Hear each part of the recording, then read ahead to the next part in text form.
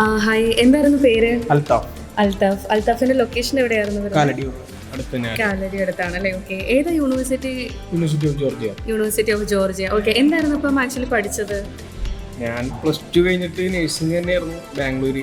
അവിടെ സെറ്റ് ആയില്ല, അതുകൊണ്ട് ഡ്രോപ്പ് ചെയ്ത് വന്നായിരുന്നു അല്ലേ. ഓക്കെ, എന്തായിരുന്നു പേര്? എൻ്റെ പേര് അമിൻ ഇബാദി.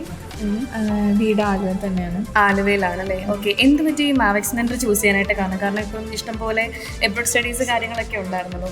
എങ്ങനെയാണ് ഇതിലോട്ട് വന്നത്? ഞാൻ first of all study abroad plan തുടങ്ങിയിട്ട് കുറച്ചായി. അപ്പോൾ എൻ്റെ ഫാമിലി ഫ്രണ്ടാണ് മാവെക്സ് മെൻറ്ററിൻ്റെ ആൾ, CEO എന്ന് പറയുന്നത്.